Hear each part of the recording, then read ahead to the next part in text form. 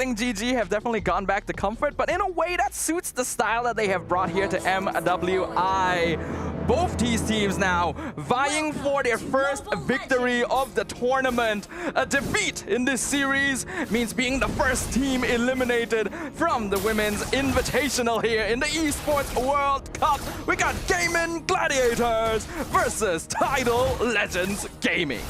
You know, looking at both teams, I'm thinking about spike times. I'm thinking about when are these teams going to pop off. We know Chokes, once she gets to that level 4 with the electrifying beats, there is time to play. There is room to maybe look for some off-lane ganks, but on the side of GG as well, a big level 4 spike with Sayori, with Nicolette, with the bravest fighter. If they can capitalize on those rotations, look for those stuns in the back line from Aria, there could be some damage happening, especially around first, second turtle. I think that could be the big moments that these team fights pop off. It looks like TLG is already trying to delay those moments. We actually saw Kenzaki and Bei steal away a jungle camp from Nicolette right after clearing EXP wave at level 2. So that'll actually make it so that Nicolette is slightly behind in EXP compared to Chokus. Oh, hold on, Aria could be in some trouble. Okay, yeah, Gaimin does not want to fight this yet. They know they've lost some EXP. Yeah, one of my big worries for Aria right now on this Lapu Lapu, we saw her yesterday on the R-Lot, and it seems like sometimes she would dive a little bit too deep without the team. Sometimes go for these big plays all alone, and what I want to see from Aria is stick with your team, stay close. Gaimin Gladiators likes to play that big group.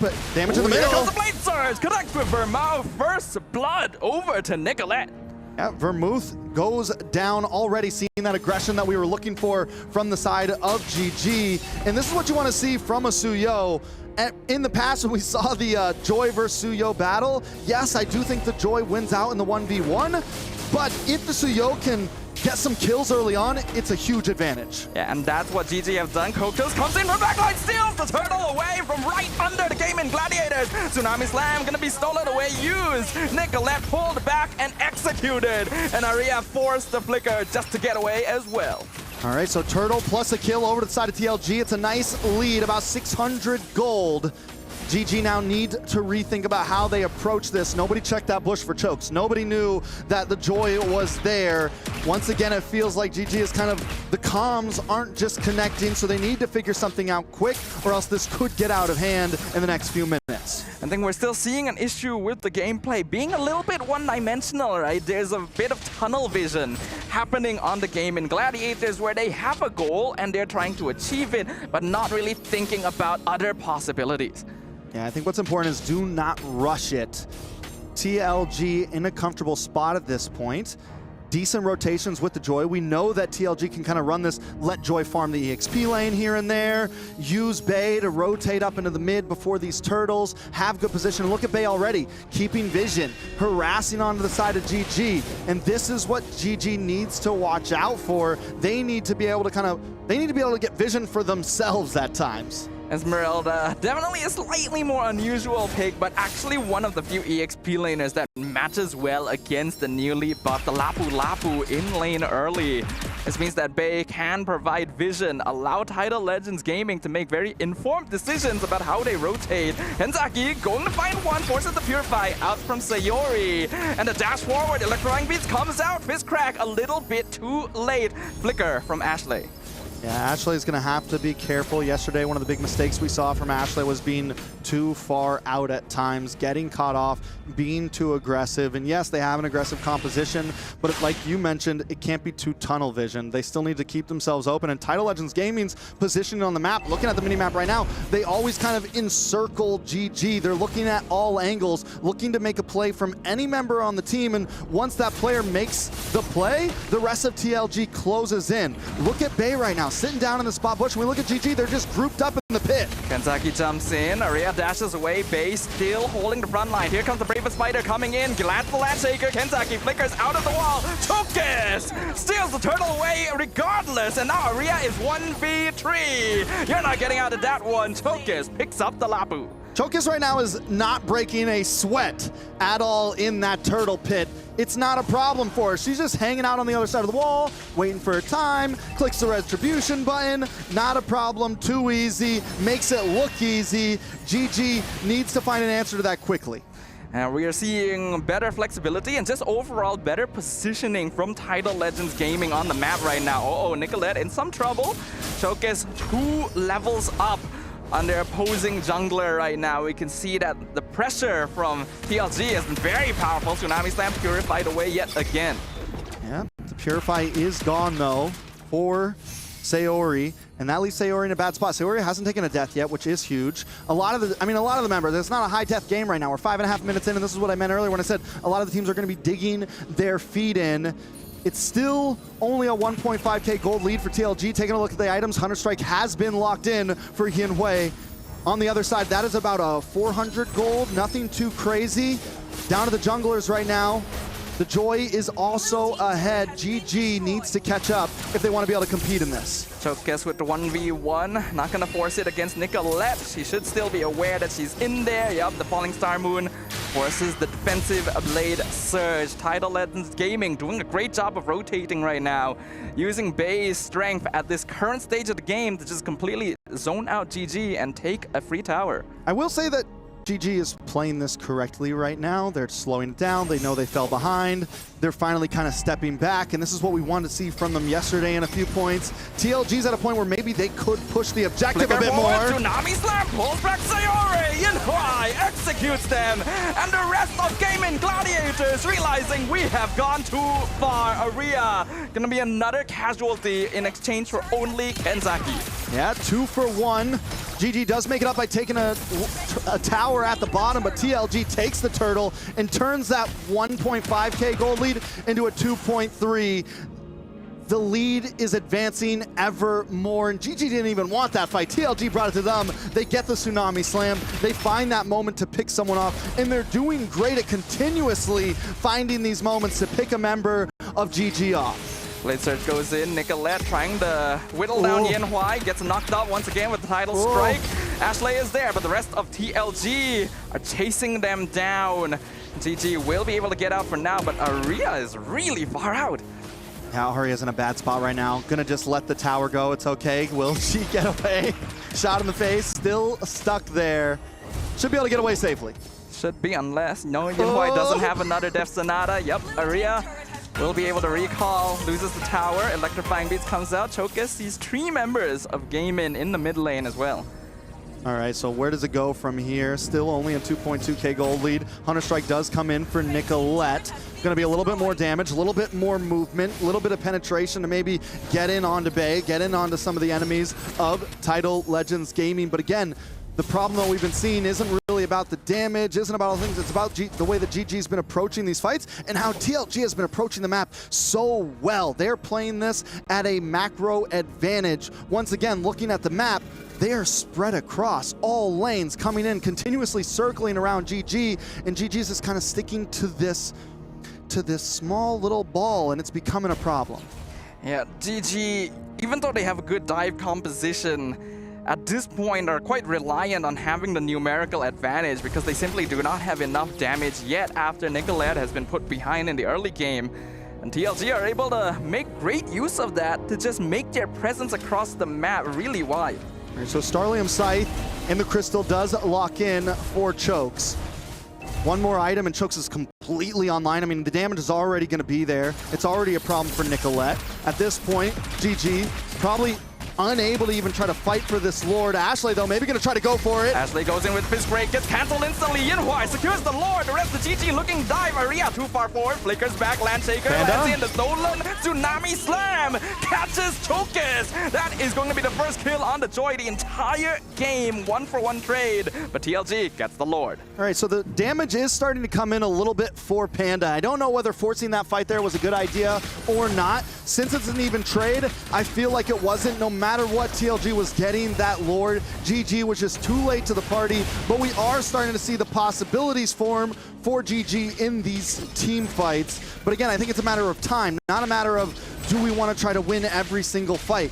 Let it go. Let Panda, she did get her Berserker's Fury a minute ago, about 30 seconds to a minute ago. I think she needs one more item till the crit's really there, and she can just burst down whoever's in front of her. It sounds easy on paper, yeah, but it's difficult to achieve considering the circumstances. A 3k net worth lead in 10 minutes is not the worst, but it's still a difficult one. Blade Surge coming from Kenzaki. Tsunami Slam gonna be used to escape. Catches Nicolette, but Kenzaki will fall. And here comes the Raging Slash, doing some good damage. Sayori in the front line. Choke is trying to burst down the back line, but they get picked off. The rest of TLG is not able to reach them in time. Gaimin Gladiators pack it tight. Okay, so TLG, the strategy that they've been approaching is starting to not work as well. GG knew when the power spike was coming in. They knew, yeah, we can take a Tsunami Slam to the face. Panda's finally outputting. Chokes makes the mistake of maybe going for someone else instead of Panda. And now if TLG wants to win these fights, they have to know that, okay, Panda's the new target. That's who we need to get the electrifying beats onto. Third item's locked in. We get a little bit more distance now. Taking a look at the mages, it's a 400 gold lead over the side of Vermouth. I mean, still, I think it's still an even game at this point. The gold lead drops down a bit. GG showing that they're still in this to fight. Look at the damage! So much damage. 4-man Tidal Strike, knock up into the Tsunami Slam, and Ashley falls. Killing spree for Yinhui. It is back and forth right now, but the thing is, it's not a high kill game. It's 6-5. It's still clean pickoffs, not too clashy overall. TLG takes a bit of that gold lead back. We're back to 2,000. I want to take a look at the gold laners though. 301, 301. Yinhui, we still haven't seen that true shining light overall, but I think we're going to see it soon, and this is where we're starting to see it. Look at the damage from him come in. Ashley just can't do a single thing. Anytime Renzaki gets a Tsunami Slam, that member of GG is normally going down. Yeah, we're reaching the point of the game where the gold laners now really hold the reins of how the game is going to proceed. Panda is basically GG's final hope. If they can continue funneling gold into the Irritel, it'll be huge for them, since Tidal Legends Gaming still isn't holding on to that big of a gold lead. I want to point something else out as well. Sayori has taken the Tsunami Slam. I think Gaimin Gladiators need to be able to use that well. Maybe wait for Chokes to come in, and it makes Sayori not as easy as a target. Is it going to matter? Arya also needs to be able to aim that bravest fighter. TLG, I think, just needs to keep playing the way they've been playing. Use Kenzaki. The flicker completely. Yinhui bursts him down. Bay dives the backline for him out. Chasing down Panda. Almost dies, but is able to get away. Purify use. Here comes Chokers. Electrifying feet shut down on the Irritel. Bay now in 1v1 with Arya chasing them away. The fight is split completely in half, but TLG are the clear victors. Once again, GG is just completely split up. TLG takes full advantage of that. Panda down, Ashley down, Arya nowhere to be found during this. Over on the side, it seems like the comms are just mixed up, and TLG is on point in terms of comms. They know the objective, they know what they need to do in every single team fight, and they are executing it to a T. Man, we talked about how important the gold laners were going to be. Panda needed to keep herself alive there, but forced out too many resources to maybe burst down Vermouth and just put herself in the iron sights of Chokis. The situation now looking a lot worse than before. Yeah, taking a look overall between the two, 14 to 15. Yinhui has it to level 15 a little bit faster. Minions, Panda, been able to farm those just a little bit better, I guess. But at this point, we're seeing Yinhui start to take jungle creeps, start to get those orange buffs for himself, start to get some of those advantages for his own team. And here they come, diving into the towers. The Lord will collide with the top inhibitor. TLG taking things slow. Skypiercer now completed for Vermouth as well. Looks like the Chinese team not interested in pushing their advantage. It's all about map control.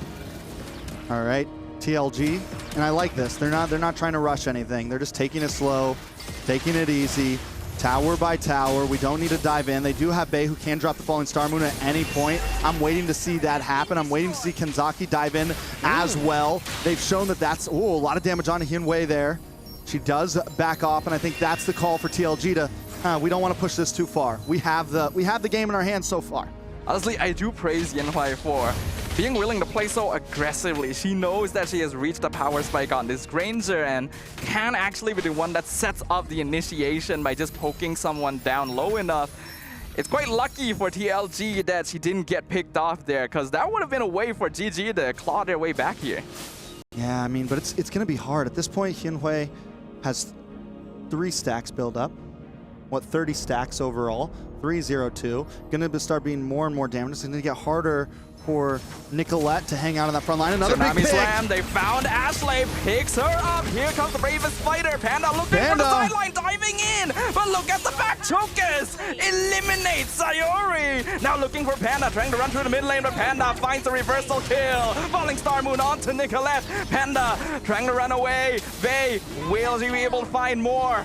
Yinhuai picks up the mega kill. Aria the whole time has been holding back the rest of TLG. I don't know how many times I can say it. Every time the fight breaks out, Panda jumps forward, someone else gets left behind. It feels like the dive comp, and this is what I was worried about with a dive comp like this. You have to dive together to make this work, or you just gotta be a top G like that. You better secure the kills if you're gonna go alone, and right now Panda's unable to secure them. Yes, she ends up getting the one onto Choke, so that's with the help of a teammate, and by her not being there, they lose Aria. They lose members of the team, so they gotta hold it together if they're gonna survive on this, and TLG are approaching every fight very well. Now with Lord coming up, they still have a 4.5 gold lead. That did drop earlier, was at around 6K. So gold starting to come back. We're at the 16-minute mark. GG's only chance, I think, is they got to survive past this Lord.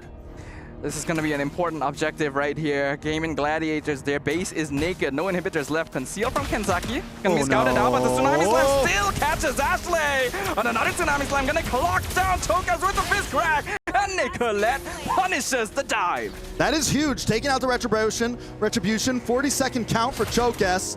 GG.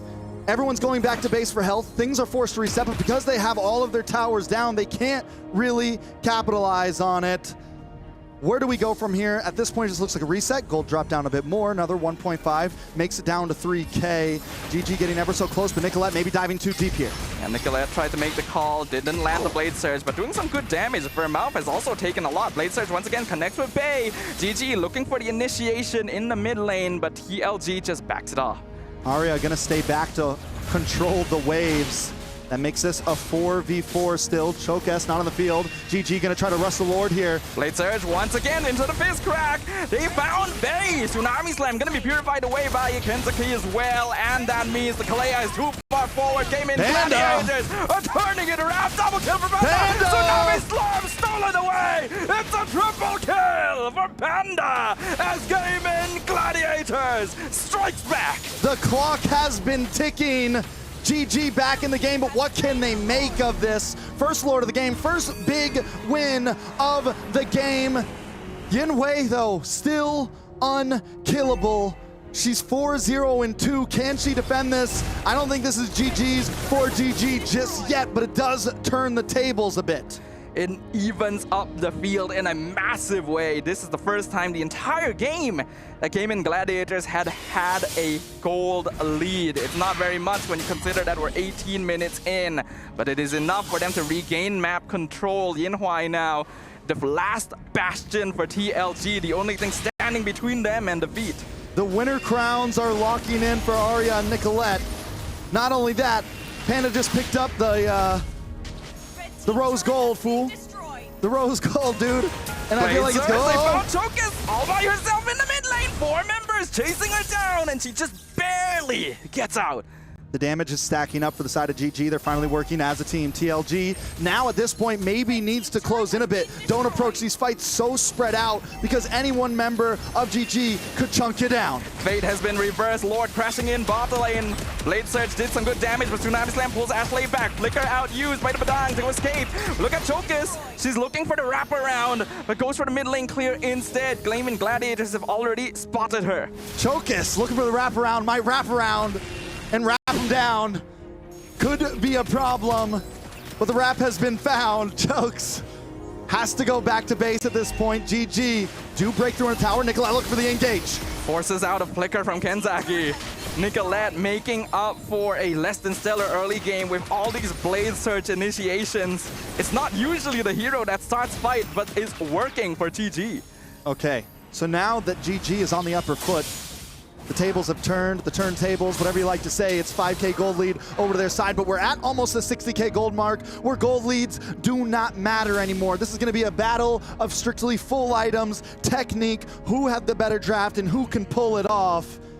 And Tidal Legends Gaming maybe needs to differently approach how they approach this. With all the winter crowns on the field, with the rose golds, it's not as easy to get those kills. With Sayori taking this Tsunami Slam, who does Chokis go for? We're gonna have to put a hold on that question because they have found Aria. Lantern gonna pick her up. Gaimin Gladiators not looking to engage. They want to be the ones that start the fire. All right, and TLG now taking control of the river. GG pushed back.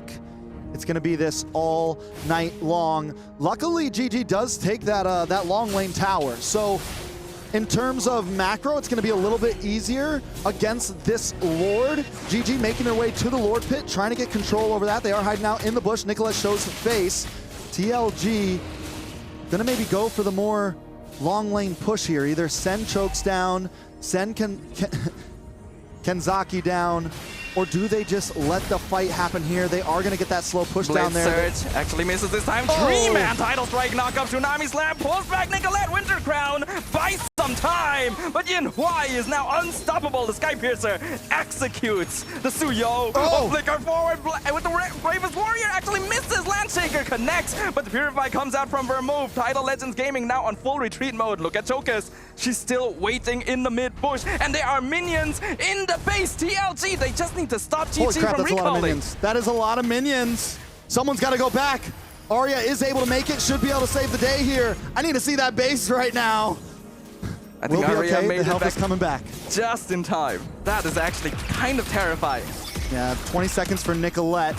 No retribution for them. Panda still doesn't have heavy crossbow, so the damage just isn't there. Even earlier when Arya made that engage, I feel like she shouldn't have because there was no heavy crossbow. There was no big damage for the side of GG. Yeah, GG didn't need to force that. It was very obvious that TLG was baiting their positioning and there was no real need to bite onto the line. But luckily, they did not lose too many resources for doing so. It is now going to be a 50-50 Lord dance. There's a pretty big minion wave bottom, though. Yeah, I mean, TLG at this point can just slow play this all they want. Earlier, they did use Arya as the lane protector, as the base protector. That's how they achieved the Lord before, and they were able to get the kill onto Chokis. But the thing is, I don't see Chokis doing what she did last time, kind of overstepping her footing. At this point, TLG respects GG very much, and they're not going to go for the deep dives. They're going to play this slow. They're willing to dance, and GG needs to be willing to dance as well, and that's been their biggest downfall. They try to force fights. They just have to do something. Hold on, right now, maybe they shouldn't. Tsunami Slam pulls in Nicolette, but Ashley finds a two-man fist crack into the bush. YinHua and Chokis have to back it off. They've already used their resources just to survive. So despite everything, there's no casualties here. Immortality does pop for Kenzaki. One resource down. Sayori does still have the IMU. Overall, Lord's gonna get reset, and this is Lord number 4, just to let everybody know. We're 23 minutes in, and both teams, feet in the dirt, 10 toes down, stand on business, trying to make something happen here. Nicolette, watch for the positioning in the back. We talked about the teams breaking game time records before the show started.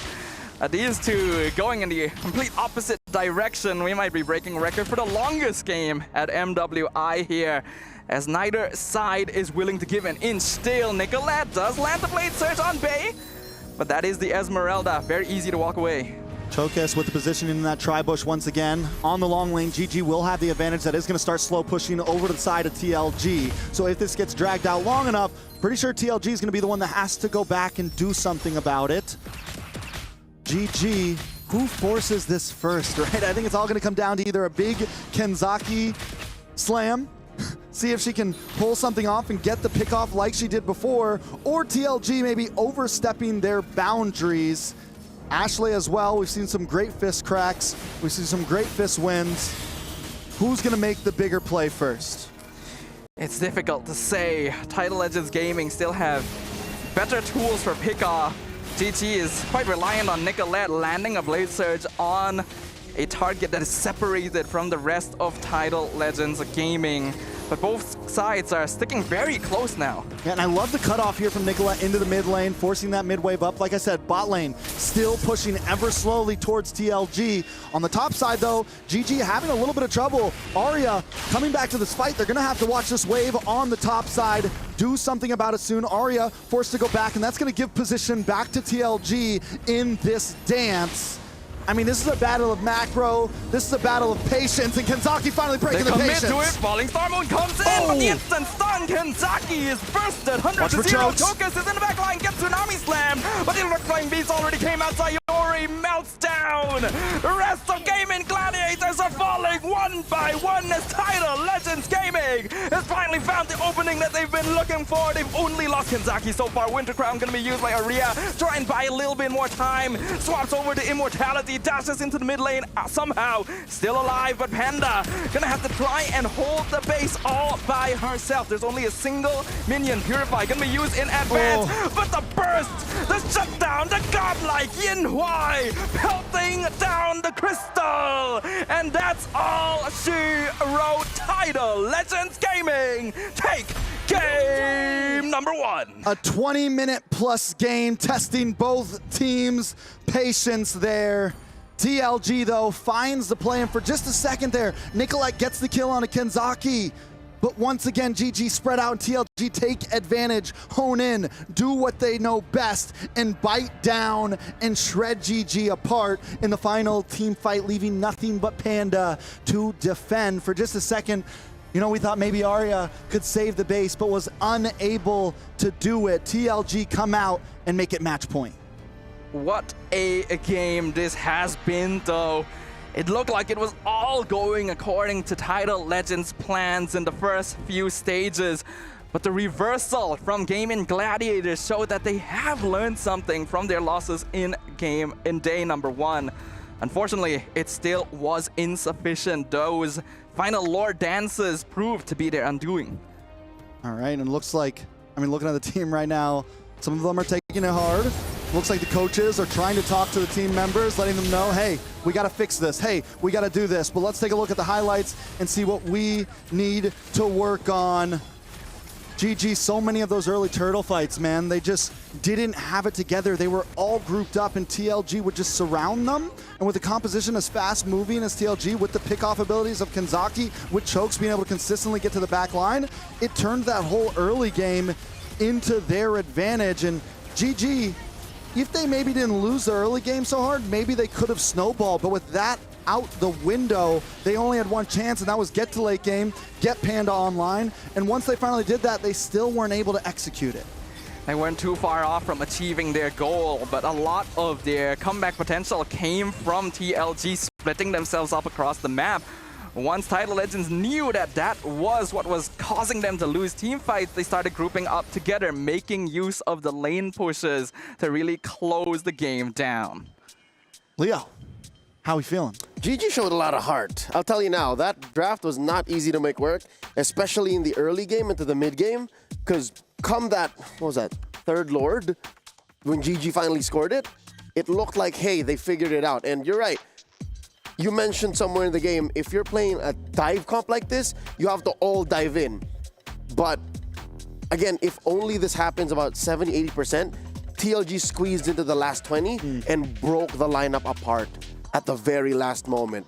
When they picked off Kenzaki, I thought that was it. But when you looked at the mini-map, literally Panda was over here, Arya was over here, everyone else was just... I knew that was the end.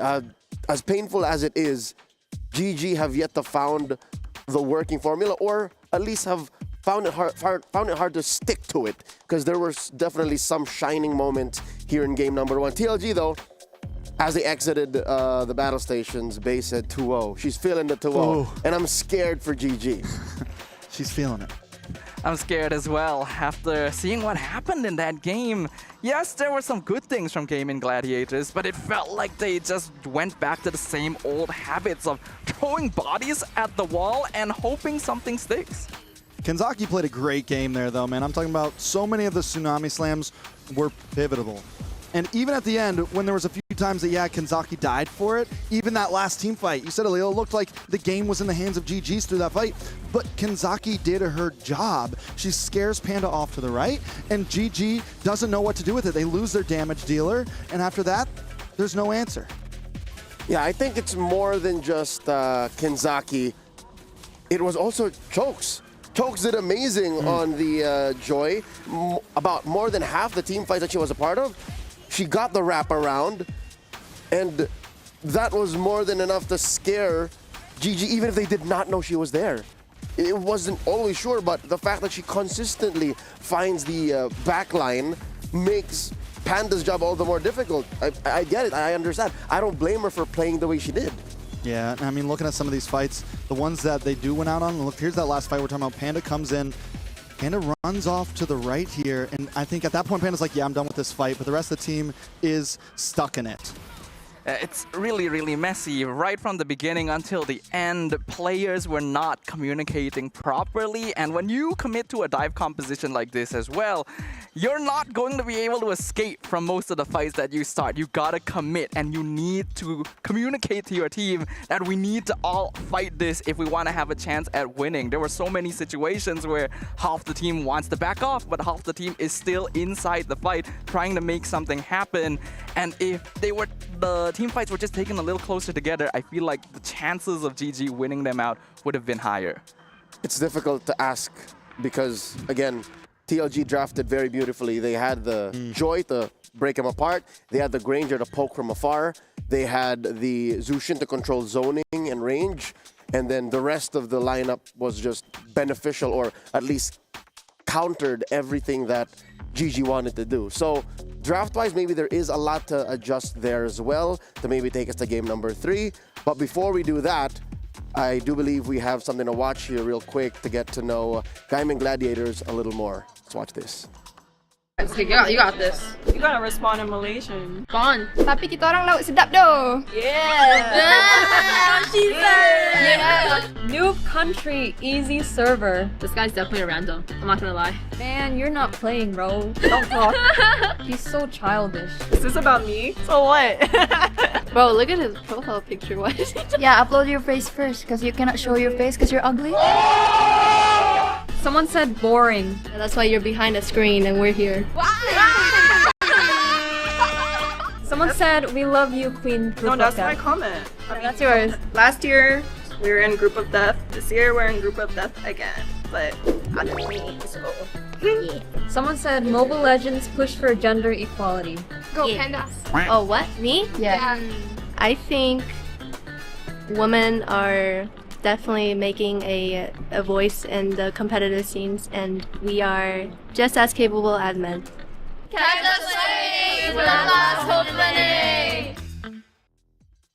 We definitely know a little bit more about Gaimin Gladiators there. Great to remember that they were in the Group of Death, and now they're here again, and they're at the brink of death. I wonder how Ashley's keeping the girls together. I wonder what that process is like, because I couldn't imagine. Yeah, I think sometimes that's one of their biggest downfalls. You can see like the tilt on all of their faces. Yesterday, after they lost that game too, you could see Ashley just being frustrated. You know, a lot of them took that loss hard, and one of the most important things we saw it yesterday, you know, even though you lost, you gotta come in. You have to play just as strong in the next game, if not better. So whoever is the voice right now, whoever's trying to, you know, pull them all together, needs to be there on their possibly last game of the day. Stefan, what do you think is going down in the camp of TLG? They are one game away from eliminating GG. I think for TLG, they're just gonna need to stick to the basics, right? They've already figured out what works. I think it's very clear to them as well what the weaknesses are on the side of Gaimin Gladiators, because it's something that we have observed. I think it's something that many of the teams and many of the coaches can quite easily observe as well. As long as you continue picking up drafts that pressure the early game, provide you good map control towards the mid side, and have good defenses in your front and back line, it's quite simple to force GG to run at you. So that means going into game number 2, a lot of the impetus is on Gaimin Gladiators to actually change up this playstyle. I didn't get to ask you, gentlemen, post-game, things happen so fast. Who would you name as the MVP for game number 1? Ooh. Like I said, I really liked Kanzaki. Chokes as well, did an amazing job. I think it's a toss-up between the two of them for me. I like to point out players that don't get quite as much green time, so I want to say Bay, actually. The Esmeralda was creating a lot of space and making Gaimin either like play super safe or just completely ignore her, which was not necessarily the right choice. I don't know what stream you're watching, but Bay gets plenty screen time. Maybe I mean, in like, game. In game, you know, you're always gonna focus on the goal lane, on the jungle, you know? We gotta Not when give base it- playing. Not one base. Okay, that's fair. You know what? That's fair. She really dominated fights. Again, they ran Lapu Lapu into this Esmeralda. I think that alone is trouble because if you're looking at the Lapu Lapu and a Badang. So that's why I think it was so easy for TLG to just spread out GG like this because wherever Bay chooses to go, like that's a non-starter. So that's already one front of the fight taken out. And then you have the other side covered by Kanzaki. So all of them valid. I think we just gotta mention Vermouth because we talked about all four members. So let's bring in the mid laner as well. I wonder how GG will be answering this. Any thoughts on GG's draft here as we prepare for game number 2? What should they change? What should they prioritize? I'm sad that Suyo couldn't catch a break. Like still winless. I mean, I think the Suyo at this point we're seeing that there's not a whole lot it's going to work with. Unless the team's right. Unless you get that early game snowball, it just doesn't really have a chance to keep up. As far as draft, I think the Badang pick that early on was maybe a little too rushed. They gave over the Kalea, and whether you like it or not, Kalea has continuously showed that it is an amazing pick. And if you're going for something simple, you want to go for Roam, I think it's solid. Yes, Ashley didn't do amazing with it yesterday, but I think still it fits well in the team. Yeah, unfortunately, Badang is no longer the universal first pick he used to be as well, right? Last time, it was safe to pick Badang first very early, no matter what, because he was just such an effective hero for stunning. But nowadays, after the nerfs, while he's still a solid pick, is a lot easier to counter. And then you consider that the Suyo was picked into multiple sources of magic damage, which he is going to melt to a lot of the time. You would see why Gaimin Gladiators had difficulty. So Coach, Rexvin, and Midnight may have overshot with that early Badang. Let's see if they will reconcile these drafting choices in game number 2 because it's all on the line. Do or die. GG answering back on the red. This does allow for them to react. Very good position to recover from. TLG on the play. Coach Catvin versed bans out the Hayabusa, Stafa, and Trex. Y'all take it. All right, so like we said, we saw the Badang pick. I think another thing we need to see change up on the side of GG, we didn't really like the Valentina pick. Yeah. I would have liked to see something a little more artillery, a little more back line. Sayori being forced to dive in. I don't think she got a single kill in that last game, 5 assists. Towards the mid to late, she was like 0, 1, and 5. I need to see something a little more controlling from her. They had time to pick up something like the Zushin. They had time to give her something comfortable. The thing is we know Ashley can put a lot of roamers in her kit. I don't think they need to force the roam. I think they need to put comfort into someone else. Does look like we're going to be taking a second to pause on this draft. So where do you think they take it from here? Well, firstly, I will agree with you that the Valentina was maybe not the best choice, but at the same time, I don't think it was terrible because they picked it directly after the Kalea, which meant that they were expecting Sayori to steal the Tsunami Slam and set up a lot of these pickoffs, which honestly, Sayori was doing, but not enough of. And I don't even think it's necessarily her fault. Her team was starting fights without her a lot of the time, and she just had to kind of come in and grab someone after it. I do agree. I think the problem is those, right, like there was no time. They needed the early game win with something like Nicolette on a Suyo, and Valentina's going to take a bit of time to really be able to. They needed that mid lane control, and Valentina, yeah, used to be a great mid lane mage, but right now with all the artillery out there, it's hard for Valentina to do that. And by the time, yeah, Valentina could make those big plays happen, it was too late for them. She was a great protector. The Tsunami Slams were amazing, but I think the rest, again, the comp just didn't fit. They have these early game heroes that want to scale early on. They have these more mid to late that need time. And again, everybody just wasn't on the same page, so they need to approach this together. If they do want to go for a big late game team fight, then they need to learn how to slow it down a little bit and not let TLG get ahead of them. We do see the Hayabusa ban from TLG here, Uranus from the side of GG. Nothing too much changed up thus far.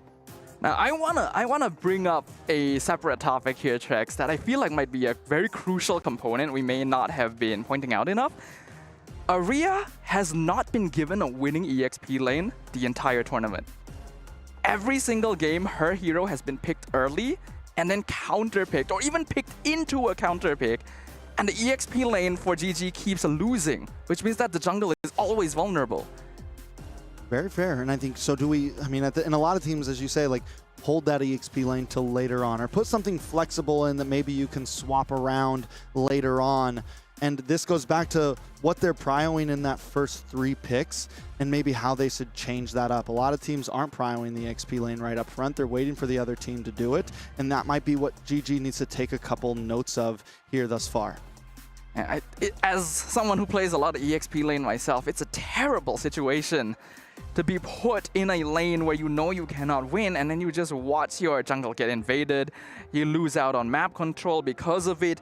I do hope that GG gives Aria a bit more space in terms of the draft. There are heroes that can be good, and even if you pick something like a Lapu Lapu, for example, which wins most of its matchups, you need to draft heroes that can counteract other heroes in advance. I agree. I think there needs to be some sort of, I mean, there's, at this point though, GG has a very long checklist of things they need to do right, and it's their not only last series, but possibly last game. Okay, the draft is finally moving forward now. Gatak gonna get banned out from the side of TLG. GG, on the other hand, on the gun. I think it's very smart of Tidal Legends to ban out the Gatot. This is one of the few frontliners that has a get-out-of-jail-free card. So if GG wants to play dive, they pick up a Gatot, they can use it to escape if it gets too dicey. TLG is just gonna take that option away from them. I like it. GG on, I'm wondering, do we see them go for something damaging again? Does TLG once again hone hard into GG's jungle? We saw last time they weren't left with much in the second phase, and this time about, instead of maybe slotting the XP so early, slot Nicolette, make her comfortable, give her something that's powerful in the jungle, whether it's the Fredrin, whether it's an assassin, you know, things that we've seen her do well on. I agree. There are certain lanes that you can afford to pick a little earlier, even if it may end up being countered, because especially jungle and gold lane, their goal is just to get that farm. You gotta prioritize EXP, especially if you want to make sure you don't lose out to early game pressure. Looks like GG are banning out that Kimmy, so putting a bit more focus onto that mid lane as well. All right, so I mean, overall, still looks very similar to last time. This time, TLG are going to ban out the Joy. They know they have first pick. They maybe don't want to pick up the Joy as their prio, so they don't want to give it over as well. I got a feeling with them being on blue side now, we might see them fall back into that utility, like what we saw from them yesterday. Maybe they take the Fredrin up front. So no Hayabusa, no Joy. But at this point, TLG has shown many faces on the field, and we know that, I mean, honestly, Chokas can probably even play a lot more than what we've already seen. Yisun going to be the final ban from GG, so TLG have a lot of options. I agree with you, Trex. I think Chokas is still hiding a lot of potential there, since her first debut on an assassin jungler went very, very well. I think Baxia going to be a very easy first pick if TLG wants to lean in that direction. Still one of the most flexible heroes in the meta. Basha is out right now, and yeah, you could play at Roam. It's great in the jungle right now. It seems to be the favor, but what makes it a good first pick is the possibility for flexibility, and it's something we want to see. It's something that I feel like, honestly, right now in the meta, there's not a lot of picks that are getting flexed around. We haven't seen a lot of drafts where it's, oh, this first pick gets swapped at the last second phase, you know? We haven't seen that too much, at least so far in MWI, and it's something that can completely change the advantage of a draft for a team. So there goes the Basha. GG now. I think they lock in the Kalea.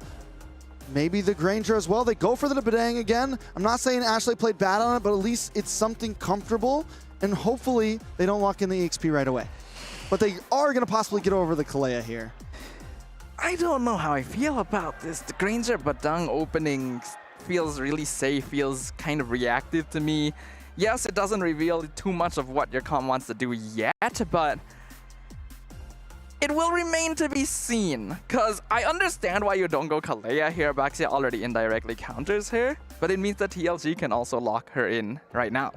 I think what I like about the Granger, though, for Panda seems, I feel like the Airthel, it's a great pick, but it seems just a little too slow-paced for what GG wants to bring. I think Granger comes online just a little bit faster. If you want to play the aggressive game, you're a little bit quicker to move around the map. We finally see a Bruno pick, though, in Stream B, and there goes the Farza. TLG, this is just clean, man. It's front to back, no questions asked. It's honest MLBB right now. It's excellent. It's a great opening, flexible in the Baxia, and then Farsa, one of the best mid laners we have right now.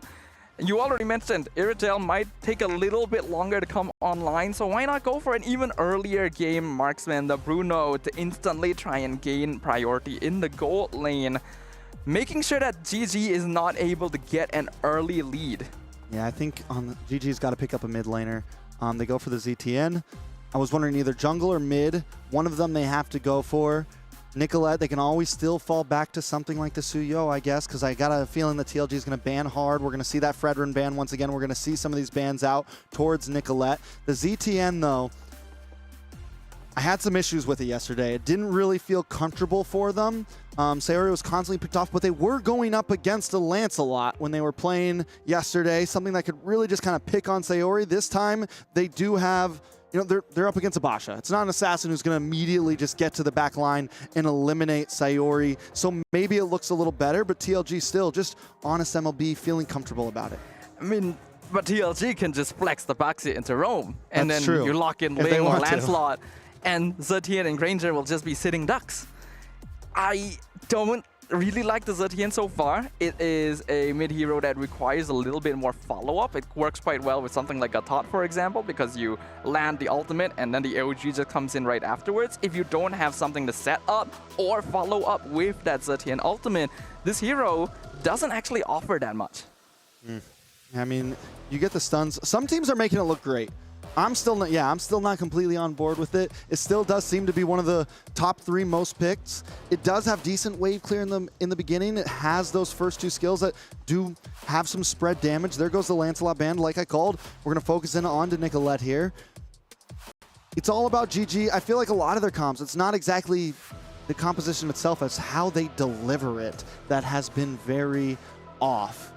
Because we've seen the comps that they bring, they win out on a lot of team fights. Even in yesterday's games, they were able to win out on team fights, but at some point, they just don't execute it correctly. And because TLG's keeping it so simple, it's a very easy composition to execute, man. You got the Farza in the back, find good positioning, drop the feathered airstrike. If they try to dive on you, you have the Basha who can just roll around, wait for the moment to strike. And now we have this Bruno who is going to be able to pack a punch.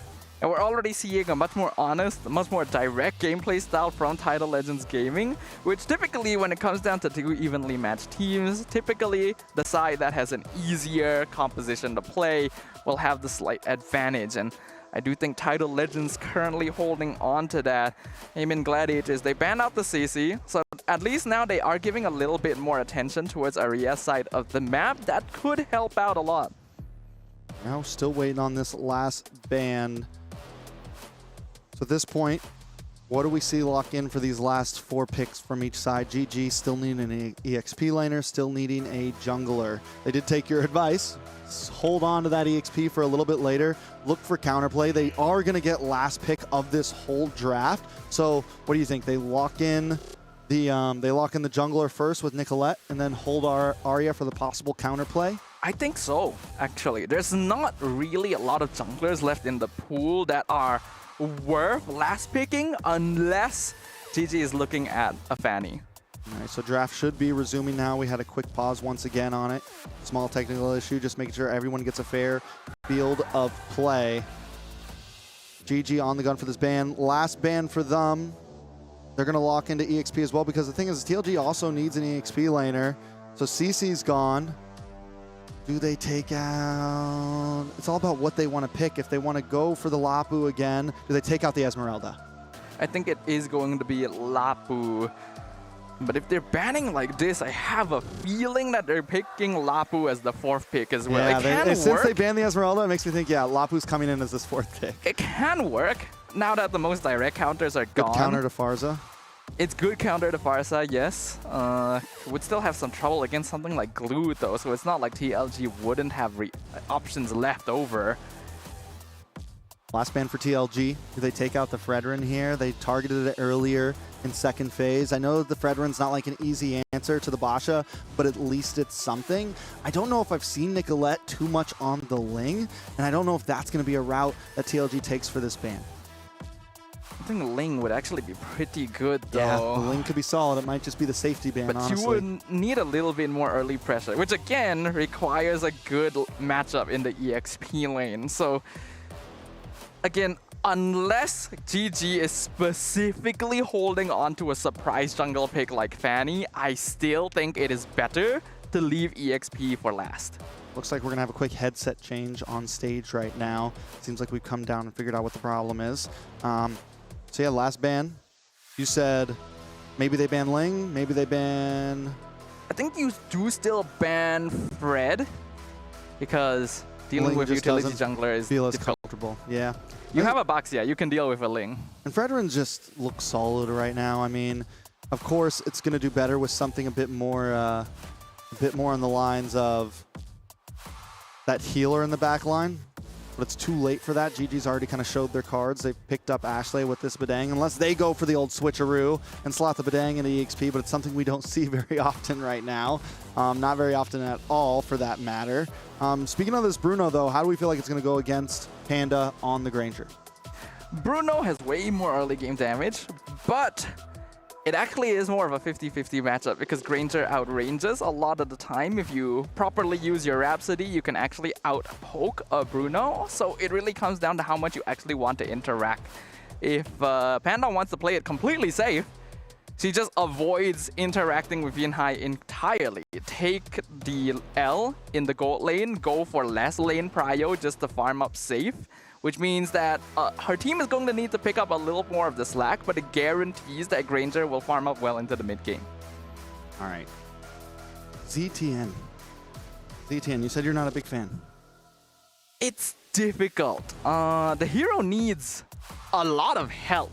You have to basically craft your lineup around it correctly, because he is definitely not like a Swiss Army knife maze that you can slot in anywhere.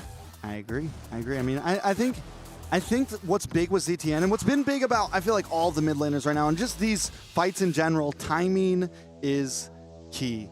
Using that ultimate, using the Fury of the Phoenix correctly, making sure that stun matters, whether it's to buy you a second longer in the team fight, whether it's to engage or to disengage. It's all about when using. Same thing for the Feathered Airstrike, where we've seen the Pharsa do so well is positioning and timing, whether it's to defend, whether it's halfway through the fight. A lot of Pharsas kind of wait. You want to try to bait in the attack and then drop it down on whoever comes in. Ashley has been known to not do too well against the Pharsas, honestly. She's lost a lot. I mean, she's lost every game so far, but still a lot of those games has been due to a Pharsa. Yesterday we saw it. She was playing the Kalea, and every time she dived in, she would get hit by the Feathered Airstrike, shredded down, and completely nullified on the attack. Yeah. But I don't really think it's even a Pharsa thing. It's just the way that GG is dealing with Pharsa. That is the problem. Every single game, the direct goal is kill the backline, ignore the front line. That can work in a lot of situations, but not every single one. You gotta give proper respect, you gotta give proper timing. Right now, they actually have a composition that's quite good at taking fights slowly, you know, poke from afar and then decide on the right timing to go in. It comes down to whether or not they can play that style, though. All right, Drizzle ban for the last ban on the side of TLG. We did see the Drizzle pop up yesterday. Was a possibility. Another decent counter, I guess, to the Pharsa. So now the question is going to be answered. Are they going to go for that Lapu pick after the Esmeralda pick we saw last time? They go for the Suyo instead, save Arya for last. All right, that's good. Save the EXP lane for last. That's what we talked about. Suyo will do a little better here as well, unless TLG suddenly pulls out 2 more magic damage sources. And Nicolette actually did pretty okay on the Suyo towards the end of game 1.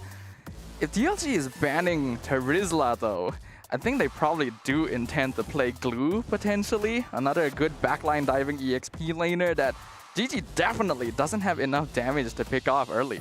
And what do they even answer to that if that comes in? They also still need a roamer. You know, we still haven't seen the Minotaur just yet. There was talks about it possibly being good. We haven't seen that option. They could still go for more of a healer base here if they wanted to as well. Just go. Whoa, there's the healer. They pick up the Angela, pair it up with the Lapu Lapu. What is the answer for Arya? Angela Yuzong combo. Angela Baxia combo. This is actually really scary. TLG already have early mid-game set in stone. GG can only really rely on Suyo's early burst damage to do anything to this. And we are looking at a very difficult spot right now. I don't think Lapu is going to be enough anymore. You might have to lean into something like an EXP Cho at this point. Cho, maybe they could go for the glue or something of that nature. Against the Basha, the glue does do pretty well. Able to get the stun. Or they just stick with comfort. I mean, the Lapu doesn't do bad against the Yuzong. A lot of it's a battle of mechanics early on. They go for the Akai. Is this a EXP lane Akai right here? I think so. It is an EXP lane. It's not bad, actually. Yuzong will not kill an Akai unless they make a big mistake. And it's good at canceling abilities like the Feathered Airstrike, but I am not too sure if this is the answer. It's questionable. It's questionable to say the least. GG on their possibly last game. Spice things up just a little bit more. TLG on match point, and what'd you say? They just need to play, they just need to stick to the basics, and that's exactly what TLG are doing here. Yeah, they switch up the strategy a bit, but they've continued to show that they have many faces that they can approach this game to. They have many faces that they can play MLB B2, many paces. We've seen them play the utility style. Now we've seen them play the aggressive Joy style, and now we're getting to see them pick up a healer. I'm excited for it. Game number 2 of our first match here in the second day of MWI 2025. As the American representatives, Gaimin Gladiators, find themselves pushed against the wall, a single game away from ending their run in the competition. Will Tidal Legends Gaming put the final nail in the coffin? Okay, so once again, taking a look at GG's composition, they have the Suyo that wants to scale early on. But in terms of the rest of the members, it's not very quick rotating. Seordi already making the way up. They are looking for some rotations, but it's a pretty immobile team with the Akai. I mean, it's kind of weird to see how this is exactly going to work out for them. I also am really liking what we've been seeing of Yanhuai so far. This is a player that was actually pointed out to us before the competition even started for being quite aggressive and high impact. And speaking of impact, Chokus impacts against Panda in the gold lane. You know, one thing we do want to see from Panda here, if she's going to pop off, is make those rotations happen. Don't be a sitting duck. Try to get involved in the team fights early on. TLG, on the other hand, they can kind of take their time with this. They have Farza, great level 4 spike, great 7-minute spike. The more items that they get locked in, I mean, the damage is going to stack up. They have Bruno as well. This is big damage capabilities with a solid front line and healing factor. It is a basic composition that's very straightforward, but that's all TLG needs to win this game, honestly. Tidal Legends is basically guaranteed to win early to mid. Nicolette gonna be found in the tri-brush. Chokus stopping her from being able to take away that lizard as well. Gonna go back and take the camp of her own. First turtle up. Level 4 is on Arya. Might give them an advantage when it comes to this first turtle. If they can secure it, it keeps GG in the game. They do have a small gold lead. I think these first turtles, second turtle is going to be huge for both team members.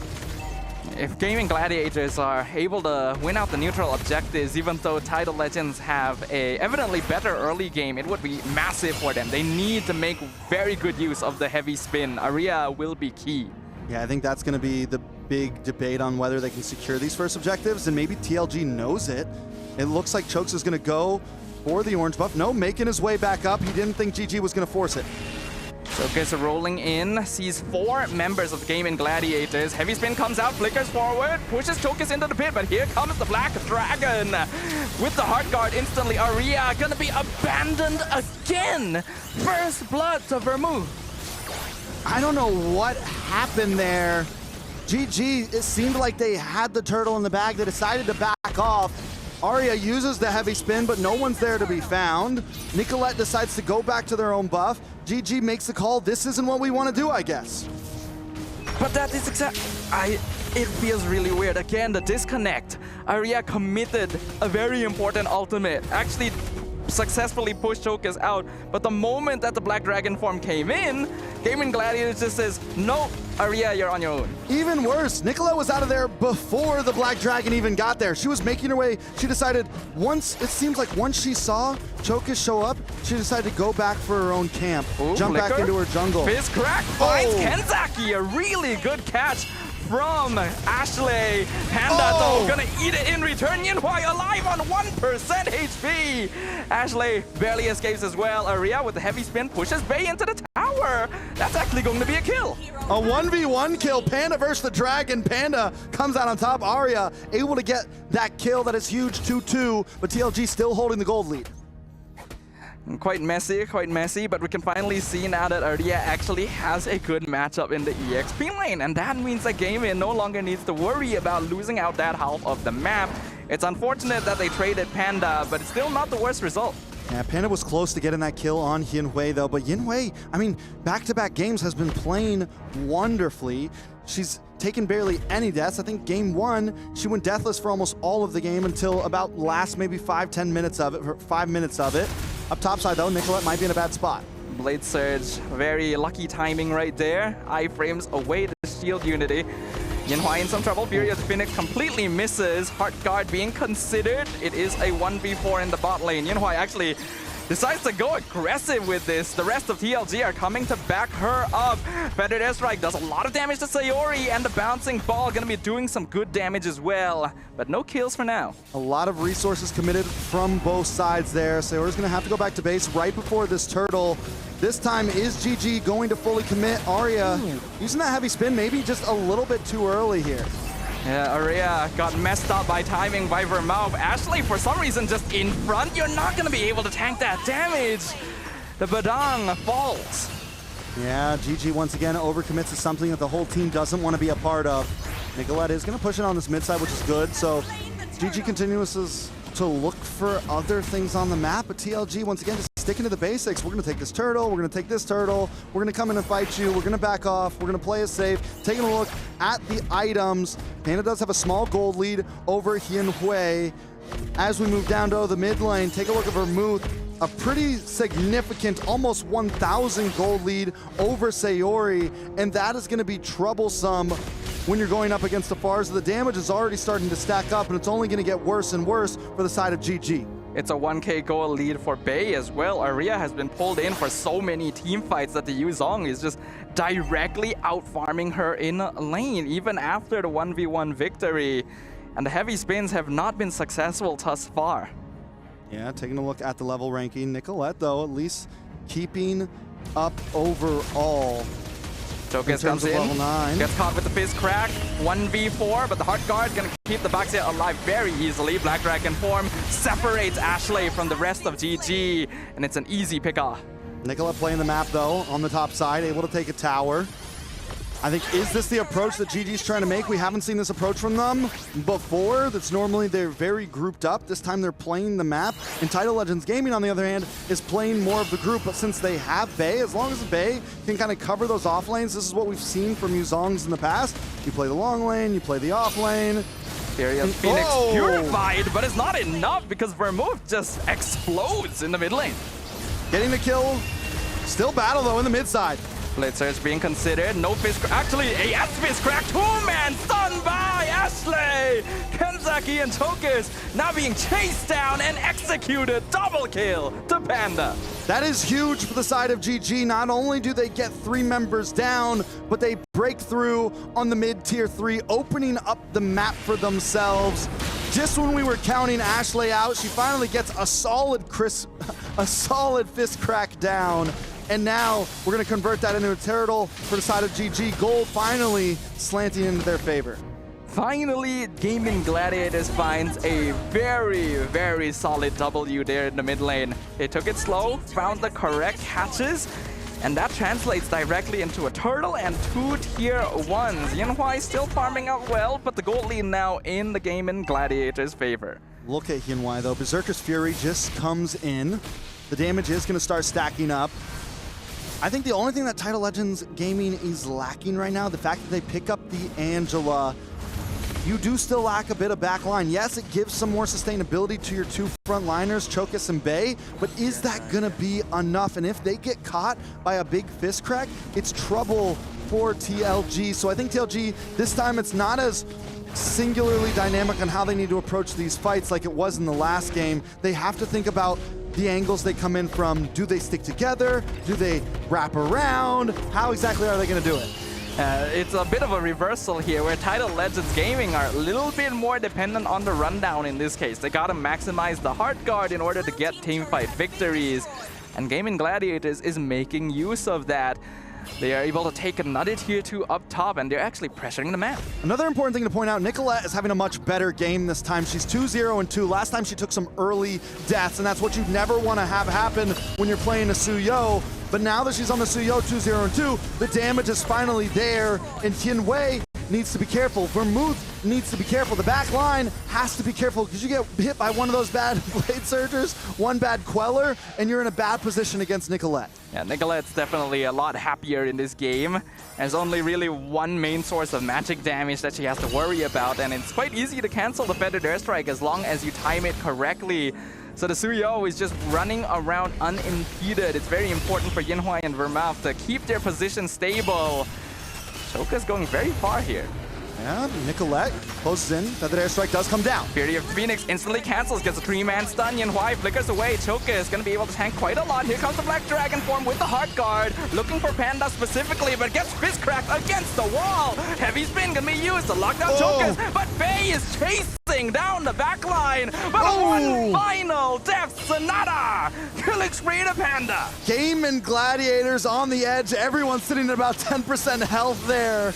But they're able to poke away, play the distance, and Panda, with a final warning shot, takes out Bay, snipes him. But hold on, Ashley in a bad spot. Ashley really should not have been that far forward at that low HP. You gotta respect the Farsa. But Gaimin Gladiators do still have the numerical advantage right now. They're gonna reset the Lord and play it safe. Yeah, I think this is what they should have done the first wave. Gaimin Gladiators went straight for the Lord, even though they were all sitting at about 30% health bars. Watch for area, though. Keeping vision. Panda. Choka's gonna collide. Fury of the Phoenix comes in, gets the stun on the Baxia. Chokas is at 40% HP, a bit of a dangerous level to contest the Lord on. Looks like she will choose to recall. All right, it's about another 40 seconds or so till Sayori gets that Fury of the Phoenix back. Something to point out as well for Sayori, also having a much better game this time. 0 deaths. Last time wasn't doing too hot. What do we need to see from TLG here? Chokas rolls right in. Here comes the Black Dragon front flank with Heart Guard as well. Ashley down to half HP. Lord down to 20%. Nicolette seals it away, dashes away like a bandit, but Panda gonna get shut down in return as the Black Dragon dies in the backline. Heavy spin pushes Bay against the wall. Heart Guard has expired. The Gaimin Gladiators can no longer fight. Gaimin Gladiators can't fight to get the Lord, though. 1.8 goal lead as well. Bay's been doing an amazing job.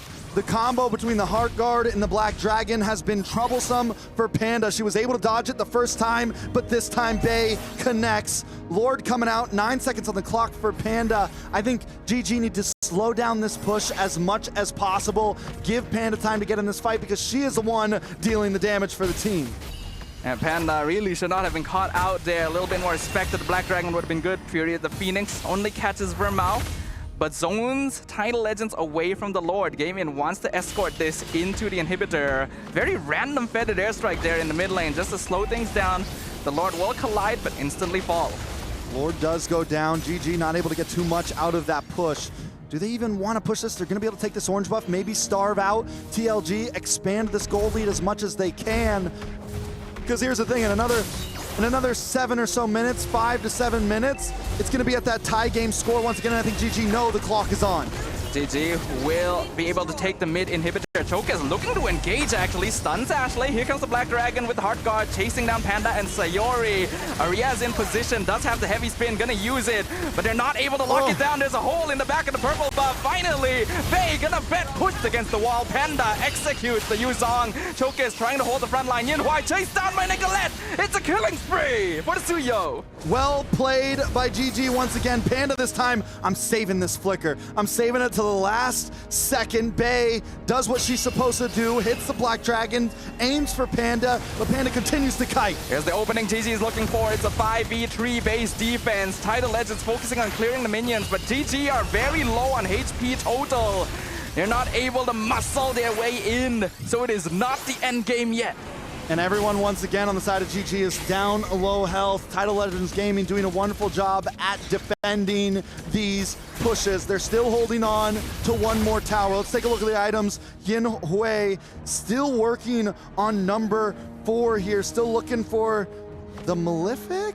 Are we going into Malefic here? What is going to be this 4th item? We have a little bit of speed down the line, though. Overall, Bay still doing a great job. Look at the map control from Nicolette on the top side. I think that's the plan, just push that long lane, keep it in the advantage, and try to get a clean Lord. It's definitely feeling like this Suyo is a pocket pick for Nicolette. You can see the confidence, you can see the cleanliness that she's able to engage and disengage from these team fights and also steal away those objectives. Despite everything though, Bay still holding on to a 2K gold lead over Aria. She is the only member on their team with a lead over her opposing lane, and that is in the face of a 5,000 gold lead for GG. Bay, win or lose this game, has done an amazing job at keeping TLG in this game at all right now. It is all Bay or nothing. We were concerned about the Granger Zetian showing up early in the draft, whether or not GG would be able to play slower, more controlled poke-down compositions. But the adaptation has happened. This is the best that Gaimin Gladiators have looked the entire tournament, and they're gonna force this Lord dance. Yeah, I think the comfortability of Panda, you know, we've all said it, that the air throw is great, but Panda's just playing so much better on this Granger. I think it's something that maybe they should have put into her hands a little bit earlier, and now it's match point for TLG. Can they change it? Spirit Phoenix comes out, Choke is locked down with the fist cracked. Nicolette melting her down. Panda picks up the kill. Hardguard with the Black Dragon. Bay, will she be able to do enough? Chases down Panda. Heavy Spin comes in, it's not enough. The final Dragon Tail finishes off the Granger. Are they still going to go for the close here? Minions are on the base. GG decide to back off. They've lost their damage dealer. Panda gone. You know, she flickered the wrong way there. I hate to say it. She flickered to the left. I think if she went closer to the river, would have possibly been okay there, but that's the dice you roll sometimes. That's the misplay. And look at the positioning right now from GG. You have Ashley, you have Sayori, keeping TLG at bay. Look at the mini-map. GG, on the other hand, we're going to get this Lord. We're still in advantage, and TLG unable to do too much against that with Chokus gone. Now, Chokus playing a very important role at this point and having difficulty being able to run into the fight anymore. Now that Gaimin Gladiators have so much damage under their belt, it's a full build on both Panda and Nicolette. Something important to note out though, Windwalker has been locked in for Panda. That is going to be important when Bay tries to close in, when that damage tries to lock on, a little bit more survivability. On the other hand, I mean, man, Bay's doing insane damage, insane heal. This is the first time I feel like we've finally seen a EXP laner that lifesteal's actually, the spell vamp is back a little bit, and it's kind of crazy to see. I kind of wish that Bay had a Winter Crown though, potentially, just to buy a little bit more time in the front line. Loa's gonna come in, Chokus trying to bait it towards the side with the only inhibitor left standing. Spirit Phoenix comes out, Bay gonna be forced to back it up. The final inhibitor will fall. Heavy Spin pushes Vermouth into Gaimin Gladiators, right into the iron sights of Panda, but Sayori gonna be traded in return. And now the Black Dragon chases them down. Fist crack on 2, but it's the 2 tankiest members of Tidal Legends. Aria jumps back in, mega kill for Nicolette, chasing down Yin Hui. 1v1 Gaimin Gladiators! They have done it! They have melted through the ranks, and they will take their first victory of MWI. For the first time in 3 games, GG get a win, and the first time in 3 games, they finally go all in on a fight. They didn't split up in that last moment. It could have been easy to fall, but Panda holds it together, gets the kills that matter. The whole team finally seem a little cohesive. This is what we were talking about, Trex. This is what we've been waiting for. Some more controlled team fights, more deliberate movements, and a draft that doesn't already put them at a disadvantage from the very beginning. This is what we've wanted to see from the Gaimin Gladiators. very well done. I mean, not perfectly clean, you know. There were still some hiccups there. There were still a couple things to work on. But they put a win in the book. They're not leaving empty-handed right now without something to say, without a statement. TLG, though, what went wrong? I think TLG, unfortunately, while it is a solid composition and it was working very well for them towards the early to mid-game, once Gaimin Gladiators started to save their resources a little bit more, wait out timers, and make full use of the Fury of the Phoenix to get information, the game changed dramatically. I mean, yeah, taking a look at the replays, oh, man, I still can't get over it. Bay played a great game, but I think today Panda played, or this game at least, Panda played a little bit better. Arya as well. The Akai ended up working out. It had some big moves. Nicolette, everyone on the side of GG just seemed to finally be in sync here. We finally got a best of 3 for the first time so far in MWI, and I'm excited to see it. Leo, are you excited to see it as well? I'm excited to see the Suyo finally get a win. And in the face of a Farsa nonetheless, and it's not like that's the only real magic damage source. Baksha churns out DPS damage. Angela throws out DPS damage and some healing. But alas, Nicolette still got the dub. So if I were to just right off the bat name an MVP, I'm looking at Nicolette. I'm looking at Apple. Like, she plays the Suyo the way I would. The way you would. Is that well? Not really. That's very, very well. No, I'm actually looking for Suyo inspirations in the current metagame because come on, we all got that Sasuke skin, right? We all got the Sasuke skin. It's like, why can't we use it? What? That's a One Piece character. Oh, not. Oh. I did not get the Sasuke skin. Why not? Because I'm not. I'm more of a Naruto fan. So did you get the Naruto skin? I did. All right. Kakashi. Lucas does get some play, but yeah, no. Here today, GG stood their ground. They're not taking this lying down. TLG, though, I'm glad that they're still experimenting. Again, we were alluding to the Yuzhong, and here it finally is. It just overshot. It went a little too far and too deep. I think we did see the Yuzhong a little bit yesterday. I forget exactly from which team. It was on Stream A. It did not win. I'm pretty sure. Leo could probably pull that info up for me. He's the real man behind the curtain right now. But yeah, I'm pretty sure it did not win yesterday. And once again, it does not win today. But today, I will say it looked very good. And holy Lord, we got some stats. This looks great. That looks good. All right, let's see exactly how Bay built this Yuzhong. It's hybrid. That's a good half of the build fully defensive with the Oracle and the Queen's Wings, and then the other half damage with the Hunter Strike and the War Axe. And she actually opened up with damage. Just to let everybody know, I think it opened up with Hunter Strike or War Axe into Blood Wings, into Oracle, and then maybe we're looking like we're finishing off with a Antique Cuirass, most likely here, I'm guessing. And nothing changes with the Suyo. Again, look at that. It's a thing of beauty. I love it. That's how you build it. And let's not forget to give a little shout out to Arya's Akai stuff. How you like that one? It's a full tank Akai, and that's exactly what you need, right? You're dealing with a Yuzhong. It's very unlikely you're going to directly win against Yuzhong on a typical fighter, so you go into full utility instead. It requires a little bit of execution. The first few fights were messy, and Arya kind of got left out in the lurch.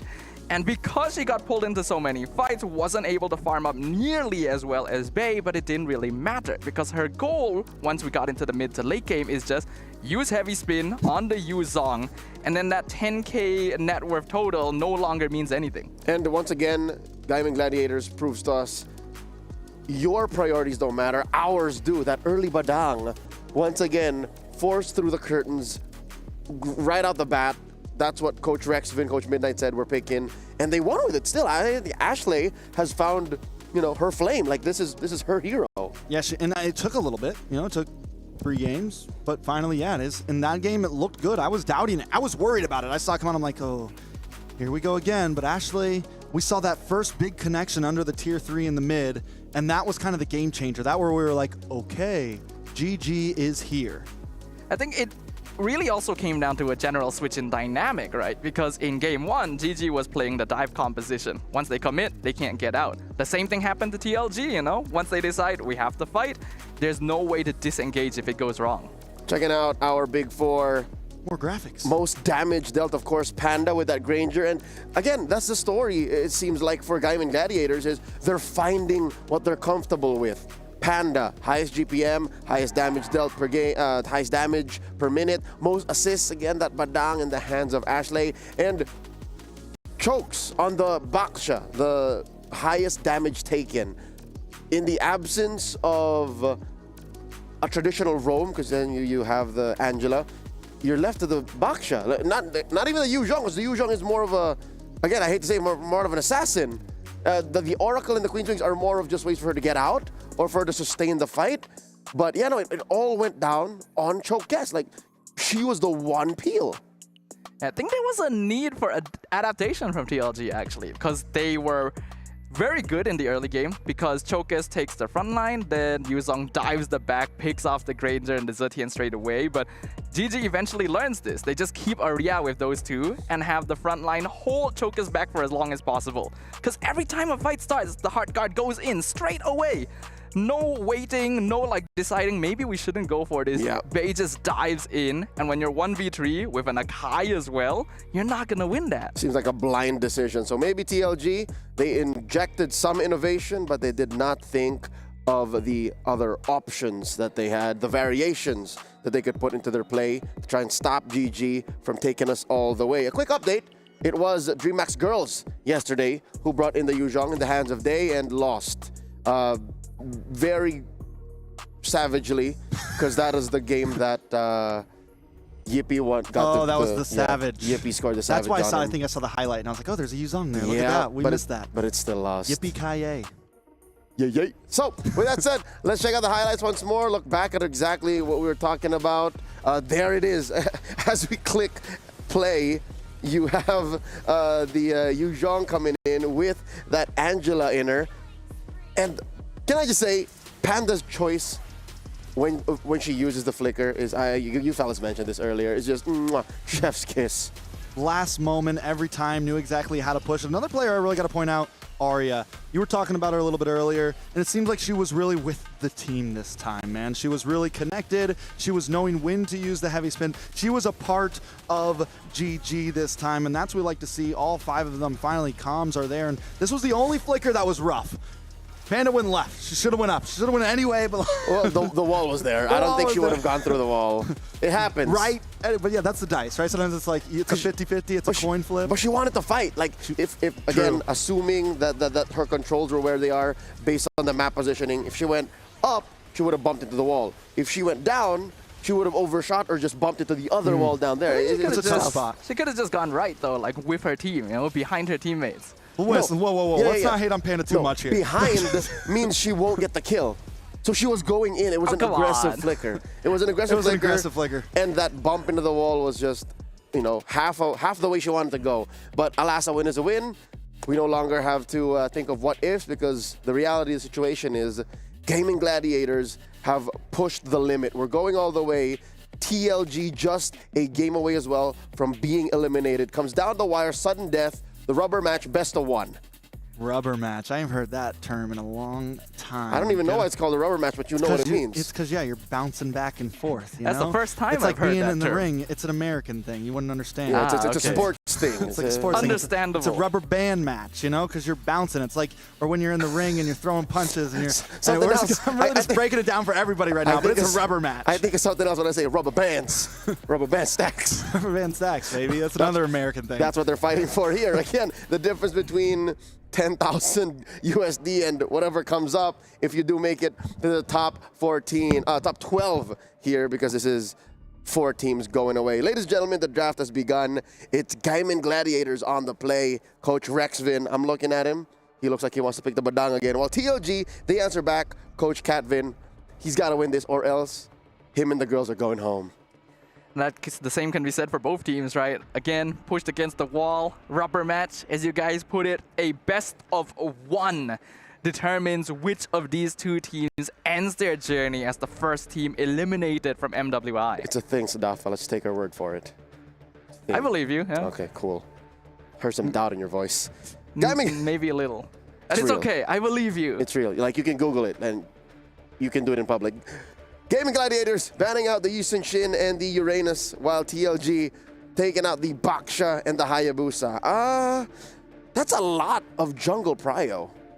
I mean, it's understandable. I think the junglers on both sides, oh wow, even more jungle prio. See? Both sides have done really, really well, right? Nicolette on the Suyo was terrifying in game 1. Chokus on the Joy was a big factor of how TLG won out the game. So we are seeing a lot of respect happening there and trying to narrow the game in a way that's a little bit more predictable overall.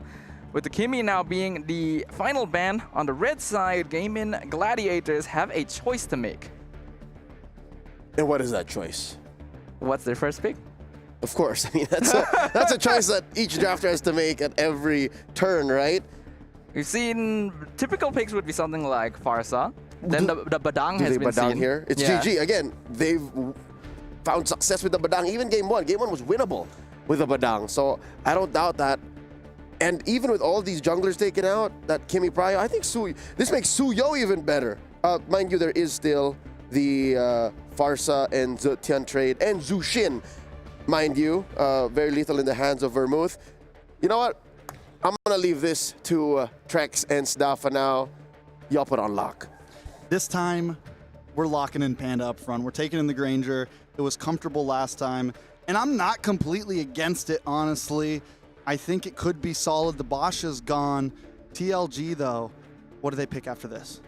Now, there's a possibility of stealing away the Badang at this point. And then besides that, you have to consider the mage matchup. Farsa and Zetian are both still wide open.